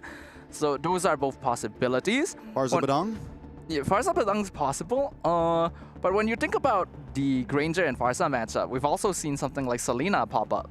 Ooh, and they take the Suyo. So it is a we're flipping the script here a little bit. We're flipping the table. The Suyo might be a little bit early, honestly. Fredrin is still open. I think it could be a solid pick for Nicolette here. I do think they should lock in jungle early. And then I think Farsa Fredrin looks solid to me. You have the damage for a utility jungler right now. You have the damage for that completely. There's no Hayabusas on the field. We still haven't seen Nicolette venture much farther than Hayabusa into the assassin pool. So I don't know if we're going to see something like a Lancelot pop up or the Ling. It's something we've been kind of hoping for, but she hasn't given it to us, even though there's ample opportunity. Well, if any time is the time to bring it out, that this is going to be it here. Potentially their final game. They go in the opposite direction, though. Utility jungle. We're going to see the Fredrin Arlet combination. A very powerful team fight set up and frontline duo. The good thing about the Arlot duo is we've seen it be flexed a little bit. It's most likely it's going to go to Arya. It's what we saw yesterday from Arya, but I'm not completely against seeing Ashley rock that if they want to, and that gives them a little bit of open ability. TLG, I think the Farsa is just a solid pick for them right here. If they don't, I get a feeling we're going to see mage bans all around the board in this second phase of bans. Yeah, I do like the Farsa here, especially if TLG were watching the match between Navi, MWI, and GG yesterday. Hani's Farsa's positioning oftentimes baited Aria's Arlet out of position. There's a chance to recreate that history depending on how much Aria has adjusted in that sense. But oh, going in a different direction, the Wan shows up for the first time. The Wan solid against the Fredrin, right? It's someone that wants to be stable. It's someone that wants to sit in the front. He's not going to be able to lock down on to this Wan, even if he brings the dash in. She has that second skill. She has that ability to just kind of get away if she wants. So, and then he's going to be a sitting duck. So it's a very easy target to get those stacks off, to get that crossbow of Tang off. Let's see if she can pull it off, though. Yeah, I think it's a great choice. It's something that completely slipped my mind because previously many teams would ban the 1-1 if it was something they were considering. But here TLG sneaks it out towards the end. Mentor being banned out is just meant to avoid giving Gaimin Gladiators even more counter engage since their frontline is already very strong at this point. And a CC ban from GG will create some questions. Is this actually an EXP Arlet? I'm like I said, it's still very flexible. It's a pick that we know could go either way. It's the first time we've seen a pick that I think is just a solid flex pick overall for GG. TLG, on the other hand, there's actually no mage bans. GG, do they want to take out the Farza here? Do they want to take out the VTN? Something along that matter. Zushin also still on the field. It's a complete switch up than what we've been seeing over the past couple days. So many options available. I like the Matilda ban. This limits down GG because the Matilda Fredrin is something to be feared in a sense. It works so well together. It gives Nicolette the ability to just be able to go in and out even more. Yeah, it would be a great way to save it from the crossbow tank too. I was thinking that out of all the mages, Zushin might actually be the best option for TLG, but looks like Gaimin Gladiators agreed with me since that ends up being their final ban on the blue side. And Tidal Legends instantly locks in the Phoveus. They are 100% in on the train that this Arlet is EXP. All right, so last two picks for GG. I still think, yeah, man, you just keep it simple, front to back, pick up the Farza here. And then for EXP lane or Roam, you just go for a tanky frontliner. We did see the Tigreal early on, and it wasn't a super bad pick in previous days. They go for the Gatot instead, also very solid frontliner. How do we feel about the draft? I actually really like the draft from Gaimin Gladiators. They have a lot of tools. Their frontline is easy to play around. Their front-to-back composition is very traditional, and that makes it easier to execute. And they have get-out-of-jail-free cards in the form of that AOG, so this Gatot can walk forward, bait out the crossbow of Tang, and get out. So do we just see the ZTN here from the side of TLG, or do they pick something spicy? We've seen the Valentina pop up. You know who we haven't seen? We haven't seen the real-world manipulation come into play in a while, and a couple of us were wondering, you know, why not? Is this something that's still playable? I mean, it's a question on all our minds, but they go for the Aurora. We're jumping back a season or two right now. This did work very well against the Fredrin in the past. It works well against that heavy frontline composition. You get the freeze off. You have the ability to slow them down. What it lacks is mobility, though, in a high mobility meta.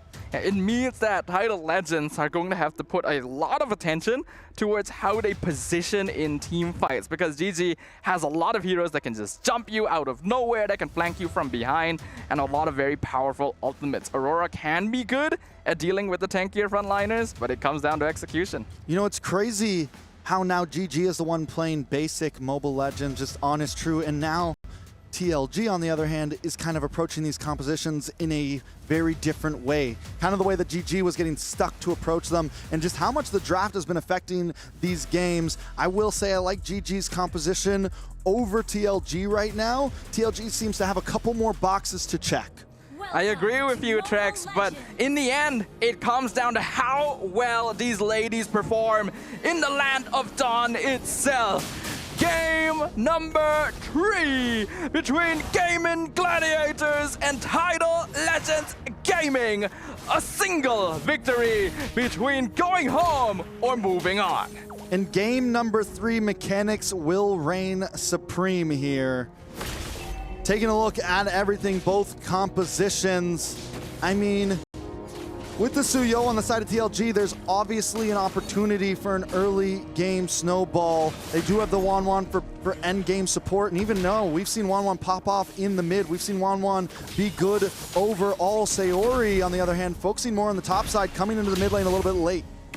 Still early enough to do some good poke damage to Vermouth, though.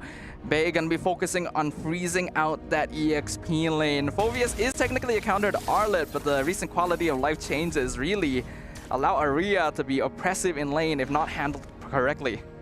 And I like the way the Panda lets that last minion, takes it slow, knows that this isn't going to be as easy as a matchup as maybe the past one. Has to be a little bit careful. I'm excited to see how Arya plays this Arla. Yesterday we saw Arya and Arla, and it did not impress me too much, honestly. Dived a little too deep at some points. Arya though, the last game, we saw her be a part of the team, and that's what we need to see from this Arla this time if GG is going to be able to pull through. Honestly, if you ask me, based on the way Aria plays, I think she's the type of player that wants to be utility, wants to be useful to the team. The reason why she overextended so much in day 1 was because the team was asking her to commit to canceling abilities, and maybe took that a little bit too far. And now Turtle is up. TLG with 4 members at it. Gaimin Gladiators a little low. Kanzaki gonna miss out, does get the wall out. It is absolute brawl here. Bay not successful in canceling first blood, but Sayori picks up the first blood as Jokas is the first person picked off the land of Dawn. That's a free turtle for Nicolette. Free turtle plus a free jungler. Panda now looking for the 1v1. Yinhui trying to dash away. One last Death Sonata, not quite enough. So the 1-1 survives, but here comes the AOG. Ashley wants to set it up, and the skill 1 blast. Oh, Yinhui so close to the ultimate, but not close enough. GG has found their groove on the top side as well now. Bay in 1v. Oh, there. Oh, but actually ends up being a 1-for-1. Aria stuck under the tower for too long. All right, let's take a look at the board. It's 3 minutes in, 4 deaths. Nicolette 1-0-1. Sayori with a kill for herself as well. On the side of TLG, it's just Bay sitting with something, and she had to pay for that kill. She had to fall down under the tower.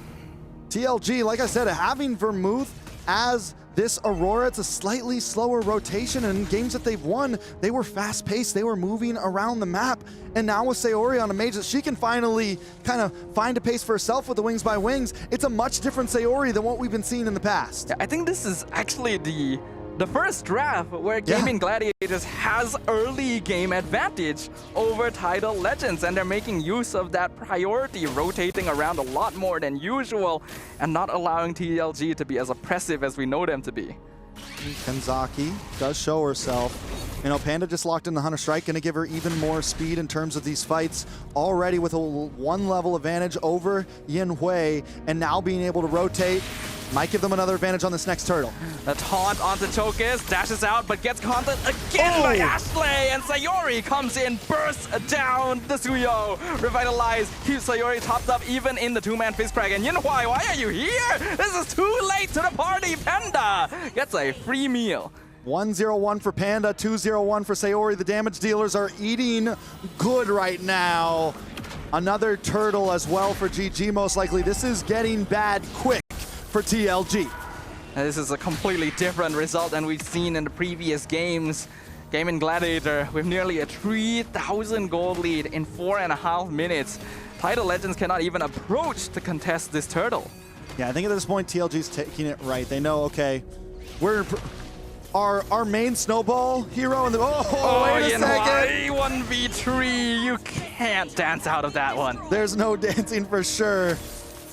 So we see Yinhui with 3 deaths. This is your late game hero. We have your early game hero, Suyo, with 2 deaths. What is the answer for TLG here? Yes, obviously at this point, yeah, we hold out. It's 3.6k gold lead 5 minutes in. We're going about 700 gold a minute for the side of GG. Towers are starting to fall. GG just needs to convert this into other parts of the map. Chokes in a bad spot. She's being vice gripped. 4 members of Gaimin Gladiators running her down under her top tier 1.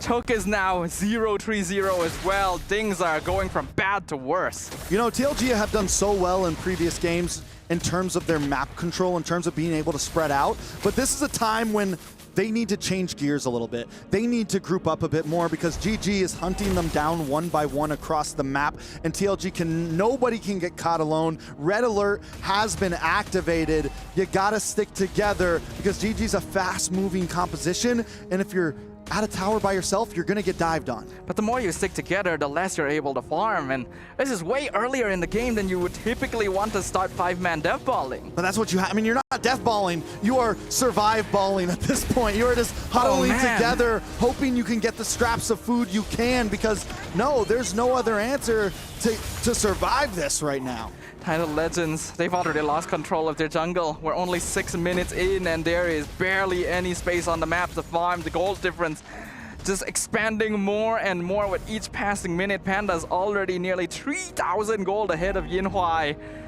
This is a terrible spot. Seems like GG's just been downloading for the past 2 days, and finally the information is locked in a bit. It's a completely different team than what we saw yesterday. It's a completely different game than what we saw in game number 1. Maybe the trick was just stop picking Aerith. They'll put Panda on something comfortable. Make sure that Arya is winning the EXP lanes. The mid lane maybe wasn't the problem ever. The mid trio, it was all on the off lanes having comfortability, because that is showing right now. Another turtle goes over to GG. Side lane pressure has always been the answer if you want early game advantage. And looks like Gaimin Gladiators finally figured it out. Sayori on this farsa as well is just making it so that TLG cannot approach the contest. Fizzcrack comes in, gets a two-man lockdown into the frigid frost. AOG gets a four-man knockdown with a revitalized Panda. Is going nuts with the artillery triple kill. Aria finds the final hit as well. Vermouth, the only survivor. That is something. For just a second, TLG, they get the freeze combo, they get the fist crack combo, they have it all laid out on a platter, but GG, the gold lead is just too much at this point. Ashley comes in at the last moment, drops the AOG beautifully, and Panda's there to back her up. At this point, we're looking at possibly a fast game, 11-2, GG doing to TLG what Malaysia did to them yesterday. This is a match right here. We are looking at what may be a anticlimactic end to the Chinese team here in MWI, Tidal Legends Gaming. We are 8 minutes in, only 2 kills to 11, an entire 8,000 gold disadvantage. It is the most one-sided game we have seen in a while. In a while, for sure. The wraparound is happening as we speak. Gaimin Gladiators. Lord's gonna be up in 30 seconds, but they're playing it aggressive. They're like, listen, we're coming for that 9-minute spot. It's a little too late for that at this point, but yeah, they're like, I mean, it's a lot of times at this point you just freeze lanes, but GG doesn't want to let up. Is that a dangerous move for them? I mean, I think you can. You literally got 3 members caught in one of TLG's best potential combos earlier, and it did nothing to you. Every single holy defense is already gone before the 9-minute mark even. Gaimin can basically do whatever they want. I mean, it did do something. If it wasn't for Ashley's AOG, they might have died in that situation. The fist crack plus the big freeze combo was a problem, but Ashley's timing was impeccable in terms of turning that fight around. And now look at the positioning. TLG knows, yeah, we can't even fight for this Lord. We got to turtle up. We got to huddle up. We got to wait our time. And that time is a long, long, long, long way away right now. We're talking 10 minutes possibly. With Yin Hui being 4 deaths down, 0 kills. Chokes just got the War Axe in. That might be item number 2 for him at this point. It's a bad deficit. Sayori just picked the rapid boots to be even more oppressive on the map, and Panda actually grabbed a BOD at the same time Choke has finished her first item. That's how big the goal difference is looking right now, ladies and gentlemen. It's only the first Lord of the game, but I don't even know if TLG can defend it. Let's take a look at the items now. Like I said, yes, that was second item for Chokes. Only 1 item in for Yin Hui right now. Nothing but the scythe, the sickle, whatever you want to call it. This is problematic. That is a 5K gold lead for Panda. This might end right here. First Lord of the game crashes in. Usually not a threat, but in this case, one of the biggest issues Tidal Legends could have to deal with. Gaimin Gladiators taking it slow, learning from their past mistakes and not trying to force their way through even with a 10,000 gold advantage. But they're still sticking around. They know how easily it would be for them to body their way through. AOG comes in, misses completely. Here comes the fist crack, finds the backline. Lockdown Panda forces the flicker away. Frigid Glacier misses as well. Choke is looking for Panda, but she is godlike. Double kill for the Grain Tear. And Nika, let's smash this. Choke us into the ground. With your praises, Red. Yin Hui looking for the crossbow of Tang, but is not able to find a triple kill for the Panda. Maniac! Gaimin Gladiators with the wipeout as they send Tidal Legends Gaming packing. Well done by Gaimin Gladiators. It's been a rough couple of days for them. They take some hard losses, but